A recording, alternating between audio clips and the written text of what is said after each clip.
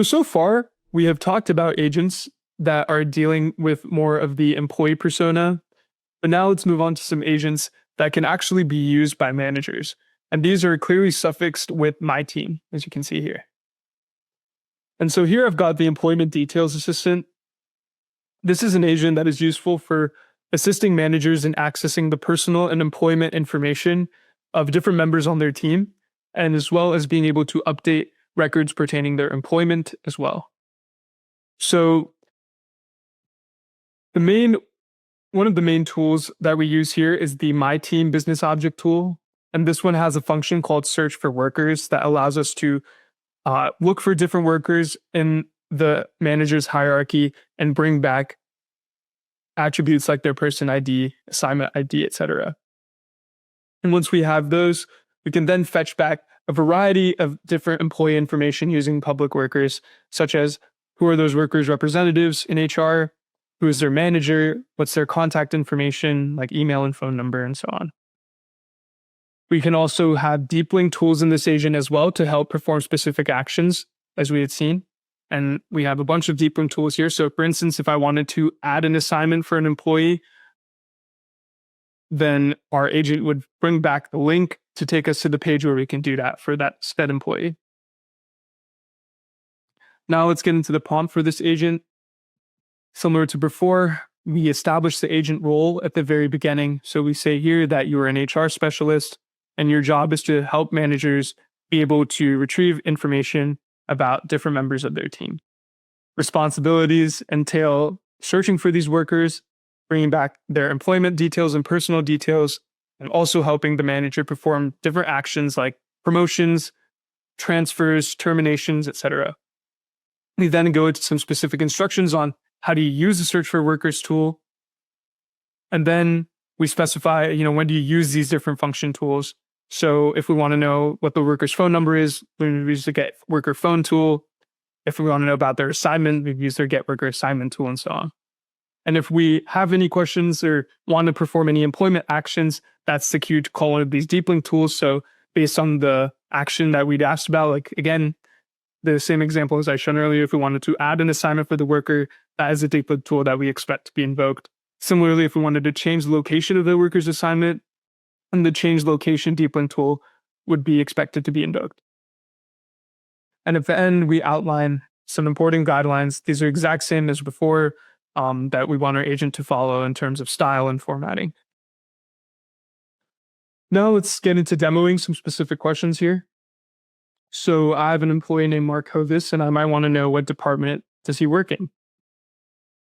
So I'll ask this question to my agent, and then its trajectory, as I expected.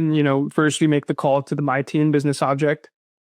This helps us resolve who exactly is Mark Hovis. And once we have figured out who is Mark Hovis, then we can make a call to public workers and actually bring back details of his assignment as we wish to ask for. So here we see that Mark works in the organizational development department, and he is a HR business partner. When we look at the details of the tool call, what we see is we search for Mark. We have his person ID, his person number, display name, etc.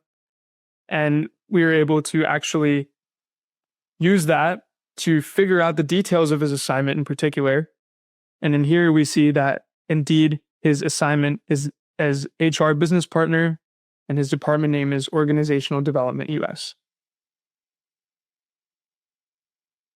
I can ask more complicated and compound questions. So I have another employee named Elaine. I might want to get her phone number, who her HR rep is, her location, and office address.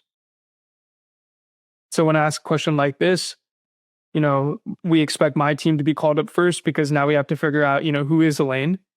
And then once we have figured out who Elaine is, then we can make all these subsequent calls to public workers to fetch back information like her phone number, her HR representative, and then location and office address. And then here we see that Elaine's work phone number is what you see here, 650-675, etc. Her HR representative is Curtis Fady, and she's located in Redwood City, and her office is 500 Oracle Parkway. And Elaine's been doing such a great job in our team, so maybe I want to promote her. So help me promote Elaine. And when I ask a question like that, I simply just expect to get back a link to the page where I can perform such an action. As you can see here, I can then click on this link. This will take me to the page where I can go to promote lane. Moving on to our next manager-based agent, we have the compensation advisor.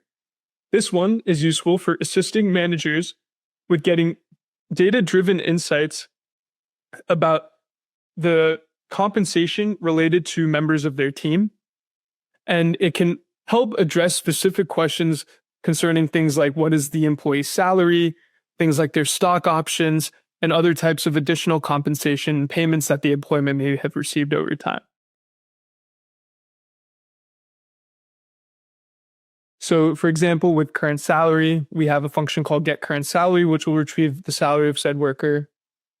With stocks, we have get stocks, which we get the stock information, additional compensation to get these additional form of payments, and so on. And now let's get into the prompt of this agent. So again, we begin with clarifying the role of our agent. And so here we say it's a compensation specialist, and then we outline a list of responsibilities like, domains of question and answering that we expect our agent to cover. So things like identifying the user, searching for a worker, answering questions like, their variable compensation, total compensation, stock information, and etc. And because compensation oriented questions can be pretty time intensive by nature, we actually have to provide our agent with some instruction on how do you go about interpreting different dates. Because large language models out of the box don't have any conception of time, really. They don't understand dates and things like that well. So if you ask it, what was the date, like, a couple months ago, it's not going to be able to answer that question because it doesn't know what exactly today's date is. So we had to provide some context on, how do you deal with such ambiguous timeframes and subjective timeframes? So that's what we outline here. Additionally, compensation questions can also be somewhat vague. So for instance, with the question like, what is the employee's total compensation? We need to pull from various sources of data, like the base salary, variable compensation, and stock grants in order to get a full picture of what that employee's compensation is in total. So that's a call to every single function that we've got. And at the end, again, we have these important guidelines as always. So now let's get into some specific questions that we could ask. So I might be curious to know about one of my employees, Matt, and his current salary. So when I ask a question like that, first we establish the user session, and then we search for Matt, and then we make a call to the current salary tool. Indeed, we get back Matt's salary of $72,000, which is effective as of January 1st, 2023. I might want to follow up and get a clear picture of, his salary history and how it's changed over the past 5 years. So with a question like that, I expect to call to the salary history tool instead now. And here we bring back all of this data. We see that over the past 5 years, his salary has actually steadily increased. We get some specific mentions of what happened in time. So like in mid 2018, we see that his salary was around $60,000 and it rose gradually each and every single year. And his salary was approximately $67,000 by mid 2020. And now it's $72,000 in 2023. Now I'm going to switch gears and ask about another employee named Carol. I want to know if she got any stocks this year. And when I ask a question like that, of course, we need to figure out who Carol is because our agent doesn't know who Carol is. It only knows about Matt as of now. So we make a call to my team and search for Carol and try to get her information. And once we figure out who Carol is, we can then make a call to the stocks business object and get her stocks information. So here we see that Carol has indeed received some stock grants this year. She got 750 shares of non-qualified stock options on July 1st, 2024. And each stock price is estimated at $35 per share. Now let's ask about Elaine, and let's try to see what her total compensation is. So again, remember, this is one of those vague questions where we need to pull from a bunch of different sources of data to get a real clear picture on this issue. And so first, again, we have to resolve who exactly is Elaine. So that's a call to my team. And then once we have figured it out, now we're making calls to current salary, additional compensation, Elaine's stock information to get this full picture of her comp. And indeed, after making all of these calls, we can see that her total compensation is an annual salary of almost $70,000. And this is an aggregation of all of this data that we have pulled from all these different tools. So now I'm going to return back to our me-based persona agents. And here I have our leave and absence analyst. This AI agent is useful for assisting employees in getting a clear understanding of what their current absences are, any leave they might have available, time they may have donated, and details like their cash disbursements. It also supports them in being able to submit things like absence requests, being able to bid on time off, donating things like leave, and converting those leave balances into cash. And so let's take a look at the business objects here. So in order to get a clear picture on any of that information, like current leave and balances available, we have to first get information about the worker's assignment specifically. And once we have that information, we can then fetch back things like the absence balances, the amount of donations. And similarly, if we want to perform any such actions, like being able to add a balance or something, we have deep link tools at our disposal. And this will take us to a page where we can perform such an action. Now let's dive into the prompt of this agent more deeply. So as always, we start with clarifying the role. So in here, we are a leave and absence specialist. Responsibilities entail being able to identify the user, being able to access information about absence balances, existing absences, things like donation plans, donations history, and so on. We then go into some specific instructions as to how do you go about identifying the user. And again, these sort of questions are very time intensive by nature, just like compensation was. So we provide some prescriptions on how do you actually identify timeframes when things might be very subjective, like a couple months ago, 4 months ago, and so on. And then here we provide some specific instructions on, how do you handle specific queries? When do you make calls to any of those function tools? So for instance, if we wanted to ask a question about existing absences, we use the get absences tool, and we provide some instructions on how do you determine the time frame to pass in there. On the flip side, with a tool like donation plans, we can just simply use get enrolled plans for donations to fetch back that information. And then we have a variety of different actions we can perform. So we've got these 4 deep links here, being able to add absences, bid on absences, donate some balances, or cash them out. And at the end, we have our importing guidelines. So now let's get into demoing some questions here. Some might want to know, do I have any vacation time left? So it's going to first identify, who's the user making this question. And then it's going to then make a call to public workers, figure out my assignment. And once it's determined my assignment, it can then bring back my absence balance information. So here, indeed, I see that I have 210 hours of vacation time available to use. I can follow up and ask, did I take any sick leave in the past 3 months? And our agent is going to now take a look at our existing absences information and see if that is the case. And it tells us that, we have not taken any sick leave in the past 3 months. And that's the final answer there. I could also ask a question like, how much FMLA leave am I eligible for? And to answer a question like this, what we would expect to happen is to make a call to the qualified entitlements tool, and our agent brings back details saying that you're eligible for 50 days of FMLA leave. I haven't used any of it yet, so I have all of those full days available as well. Lastly, I could ask something like, have I donated my leave to anybody? And when I ask a question like that, we'll make a call to the donations business object tool, and it'll tell us that I donated 8 hours of vacation leave to George, and that donation was approved on March 4th of 2025.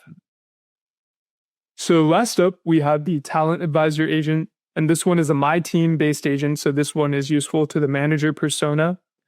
And this one is useful in helping managers in the talent review process as a whole. It gives them some tools and insights to be able to evaluate things like their employee performance, being able to see their evaluations they may have received, feedback they've received, things like their goals, and so on. So with performance evaluations, we can get different performance documents of our employees and actually be able to fetch back specific evaluation data. We can get recent check-in meetings that we've had between employees and their manager and be able to get summaries of what happened in those. We can also get a detailed insight into different goals that the employee has performance-wise. And then moving on to the prompt. Again, we established the agent role at the beginning. We follow the exact same structure that we've seen in these past few agents. We outline responsibilities. So here we're saying that, our agent's responsibilities are to identify the user asking the question as before, being able to search for different workers on the manager's team, figure out which time frame and review periods are most relevant to the question being asked, and being able to bring back talent-specific data like performance evaluations, check-ins, feedback, etc. Then we go on to explaining specific instructions about identifying user and determining date. And then here we provide some prescriptions on, how do I deal with subjective timeframes like we've seen in the past couple examples. And then at the bottom, we give some specific instructions on how to do formatting for a bunch of these different sort of questions. And then we explain the logic on when you go about using each of the different tools that we have supplied this agent with.